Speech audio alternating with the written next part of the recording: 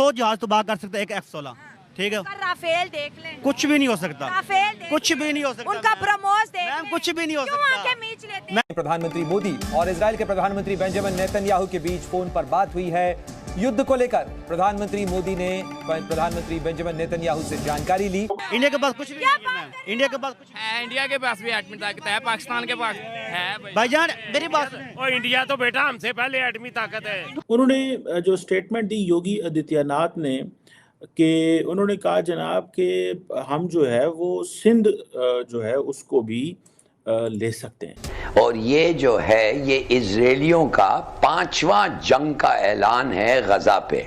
Yes 5वां। और साथ ही ये भी भरोसा दिया कि भारत मजबूती के साथ इजराइल के साथ खड़ा है, क्योंकि भारत आतंकवाद को हर स्वरूप में नकारता है। इजरायली फजाइया गजा पर कीमियाई बम बरसाने लगी, शहर खंडर का मंजर पेश करने लगा। हो गई। इजरायलियों का दावा है कि गजा की पट्टी के इलाकों को कंट्रोल दोबारा हासिल कर लिया है और वहां हमास के 1500 कारकुनों की लाशें मिली हैं। इनका फाइनेंस मिनिस्टर ने पब्लिकली कहा है गजा को कि भाई तुम लोगों के पास 2 ऑल्टरनेटिव्स है।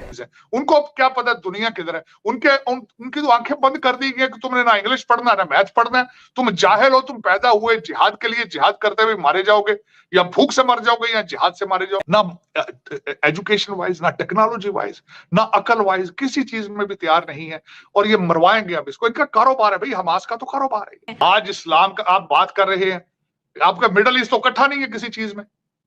आपको पता है जिनके अंदर की इनकी लड़ाइयां हैं। जो चीफ मिनिस्टर हैं यूपी के, उत्तर प्रदेश के, जनाब योगी आदित्यनाथ, उनकी स्टेटमेंट थी। उन्होंने एक स्टेटमेंट दी जिसको मुझे बड़ा हैरानगी हुई कि पाकिस्तान के फॉरेन ऑफिस ने उसका जवाब दिया। तो अब मारने का वक्त आ गया है। और देखिए ये तो एक हाई राइजेस अपार्टमेंट्स और बिल्डिंग्स को बॉम्ब कर रहे हैं।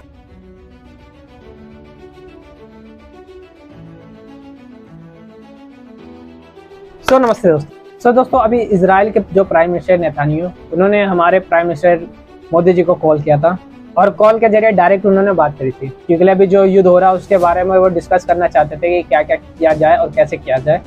तो वो सलाह ले रहे थे हमारे प्राइम मिनिस्टर मोदी जी की, नेतन्याहू जी। और तो हमारे जो प्राइम मिनिस्टर मोदी जी, उन्होंने इजराइल के प्राइम मिनिस्टर नेतन्याहू को आश्वासन दिया है कि अगर आप बुरी कंडीशन में पहुंचोगे तो हम आपका साथ हमेशा देंगे, हर कंडीशन में देंगे। मतलब कितनी बड़ी मुसीबत आ जाए हम पीछे नहीं हटेंगे, यह आश्वासन दिया है कॉल पे हमारे मोदी जी ने। और दोस्तों इसका शुक्रिया अदा किया है वहाँ के इजराइल के प्राइम मिनिस्टर ने हमारे मोदी जी को। और दोस्तों आश्वासन दिया है कि भारत ऐसे उनके साथ इनसे बुरी मुसीबत में खड़ा रहेगा। और दोस्तों आपको तो पता ही होगा कि इजराइल और भारत दोनों आतंकवाद से कितना परेशान हो चुके हैं। हमारे मुल्क, हमारे पड़ोसी मुल्क भी हमें परेशान करते रहते हैं, पाकिस्तान वाले। और इजराइल को तो आप जान ही रहे हैं कि उनके भी पड़ोसी मुल्क कितना क्या हालत कर रखा उनकी। पर एक दूसरे के साथ से दोस्तों सब चीज़ ठीक हो जाएगा। एक दूसरे के मुसीबत में साथ देने से चीज़ें आसान हो जाती है।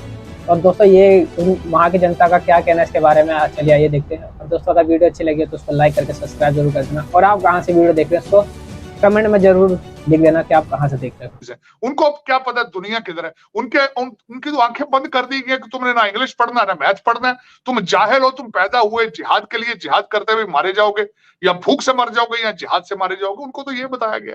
ठीक है, करने दो उनको। लेकिन सर ये भी तो इतना बुरा लग रहा है देखकर कि किस तरह से जो हमास के लोग हैं वो छोटे छोटे बच्चों की, एक बच्चे की गर्दन तक काट रहे थे अल्लाह अकबर का नारा लगा के। वो फुटेजेस भी मौजूद है। आरजू, इस पे एक और दुख वाली बात है, मेरी ये बात सुन लीजिएगा। तुम्हारा टेरिटोरियल प्रॉब्लम है उनके साथ इजराइल के, अल्लाह अकबर का नारा लगाने की क्या जरूरत है? मेरा मजहब क्यों खींच कर ले जाते हो इसके अंदर भाई? किसने तुम्हें ये इजाजत दी है कि मेरे मजहब को खींच के अपने टेरिटोरियल, तो आपका मकान किराए का किसी का, आरजू मैं मिसाल देता हूं, आपका किसी के साथ एक प्लाट का झगड़ा चल रहा हो कब्जे का, आप उसको मजहबी रंग देके वहां बच्चों को मार के अल्लाह अकबर के नारे लगाएंगे? वहां मेरे मजहब को क्यों उसमें डाल रहे हो भाई तुम? किसने तुम्हें इजाजत दी है ये कि खवातीन के साथ बदतमीजी करके, तमाशे करके अल्लाह अकबर के नारे लगाओ? मैं कंडेम करूंगा इस चीज को। बिल्कुल ये इस्लाम है ही नहीं है, मैं समझता हूँ। एक तो मुझे सबसे बड़ा दुख है कि आपने इस्लाम को हमेशा अपनी मर्जी में उसको ढाल के उसके ऊपर कारोबार किया है। एक तो मुझे इस चीज का दुख है, और दूसरा फिर आज आप वहां पे अल्लाह अकबर के नारे लगा रहे हैं। आप मेरे मजहब को उसमें डाल रहे हो। आप how dare you do that? I will condemn that. बिल्कुल कंडेम करूंगा आरजू, ये बिल्कुल सख्त ज्यादती की, ये जो भी कर रहे हैं गलत कर रहे हैं। तुम्हारा टेरिटोरियल प्रॉब्लम है भाई, पहले आपने ये प्लाट बेचे थे उनको, वो प्लाटों के ऊपर आप घर बना रहे हैं, आप कहते हो हमने दोबारा कब्जा लेना है। आपका प्लाटों का प्रॉब्लम है भाई, इसको मेरे मजहब में ना डालो इसको इसके अंदर, मैं इसको बिल्कुल इसको रिजेक्ट करूंगा। इसको समझता हूँ कि एक human crisis in the making नहीं है, ये एक ह्यूमन क्राइसिस काफी सालों से चल रहा है। और ये जो है ये इजरायलियों का 5वां जंग का ऐलान है गजा पे, 5वां, और एक जंग तो 50 दिन तक चला। तो देखिए इन लोग जो हैं ये एक फैशिस्ट गवर्नमेंट है इजराइल में, और ये जो हरकतें कर रहे हैं तो मैं तो समझता हूँ कि ये वाकई ये वही लगता है जो आपने देखा होगा कि दुनिया को इन्होंने बताया कि 19 अरब लड़के 9/11 में 2 जहाज में बैठ के उन्होंने 4000 अमेरिकनों को ख़त्म कर दिया। माने कि उन्होंने कन्विंस किया दुनिया को कि ये जो 9/11 जो था ये एक हिमाकत थी अरबों की, इनमें पता नहीं 19 सऊदी लड़के थे और उनके बारे में ये 19 लड़के अमेरिका आए, ट्रेनिंग ले, सब चीज़ किया, मगर उनको पता ही नहीं चला। तो अब ये लगता ऐसा है कि ये गजा जो है, एक अमेरिकन ने मुझे कहा, बल्कि एक यहूदी, वो कहता है कि एक घास का एक पत्ता नहीं है गजा में जिसके बारे में हमें पता नहीं होता है। इतना हमारा विजिलेंस है, इतना हमारा इंटेलिजेंस है, इतने हमारे स्पाइज हैं, इतने हमारे कैमरास हैं, तो एक पत्ता नहीं हिल सकता है हमारे को, हम ना जाने। और ये देखिए क्या हुआ है। तो मैं तो समझता हूँ ये एक जानबूझ के किया गया है। और ये क्यों किया गया है? तो फाइनेंस मिनिस्टर जो इजराइल का है, सर थोड़ा सा ये कह दीजिएगा, जानबूझकर किया गया है या एक चीज प्लान की जा रही थी उस पर जानबूझकर ब्लाइंड आई रखी गई है कि बस ठीक है लेट इट हैपन? हाँ एग्जैक्टली, जो भी, इवन दैट अ ब्लाइंड आई, माने एक ब्लाइंड आई रखना तो इसके माने प्लानिंग है ना, it is a plan. Sir हैं यूपी के, उत्तर प्रदेश के जनाब योगी आदित्यनाथ, उनकी स्टेटमेंट थी। आपको पता है योगी साहब जो हैं is very popular person, for he is known for so many of his popular statements at home.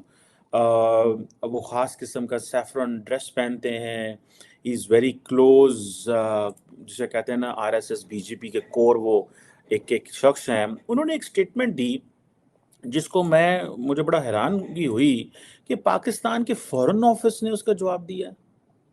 उन्होंने जो स्टेटमेंट दी योगी आदित्यनाथ ने, कि उन्होंने कहा जनाब कि हम जो है वो सिंध जो है उसको भी ले सकते हैं। अच्छा, ये बड़ा क्वेश्चन है। उन्होंने कहा जी हम ये कोई मसला ही नहीं है हम सिंध को ना ले सकें। अब सिंध जिसे वो कहते हैं ना, और वो सिंधी जो कम्युनिटी है इंडिया के अंदर, उनको कहते हैं जी उनको बताने की ज़रूरत है हिस्ट्री का। और वो कहते हैं जी उनको बताना है कि वो कितना, उनकी जो जैसे कहते हैं ना कि हिस्ट्री कितनी पुरानी है। और उन्होंने कहा जी कि अगर जो क्या नाम है उसका, श्री राम साहब की जो जन्मभूमि है उसे 500 साल पहले लेके जाया जा सकता है, तो हम सिंधु को क्यों नहीं, जो सिंध प्रोविंस है पाकिस्तान में, उसको क्यों नहीं ले सकते? That is something very offensive statement. और उन्होंने कहा कि और वो भी जारी बात है, आपको पता है कि जो उन्होंने जो जन्मभूमि है राम की, जो कि बाबरी मस्जिद की साइट पे थी, अब वो टेंपल बन गया है। और वो कहते हैं जी 500 साल पुरानी हिस्ट्री हमने बदल दी है, तो सिंध क्या चीज़ है? और वो कह रहे हैं 500 साल बाद वहाँ पे लॉर्ड राम का जो मंदिर है वो अयोध्या में बन रहा है। और जिसे वो कहते हैं ना, ये भी एक है, मतलब ये एक बड़ी, मेरे लिए तो बड़ी एस्टॉनिशिंग चीज़ है।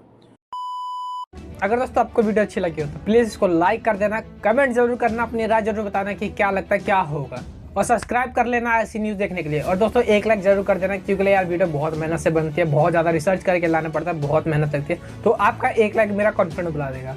बाकी मिलता है अगली वीडियो में। जय हिंद, जय भारत।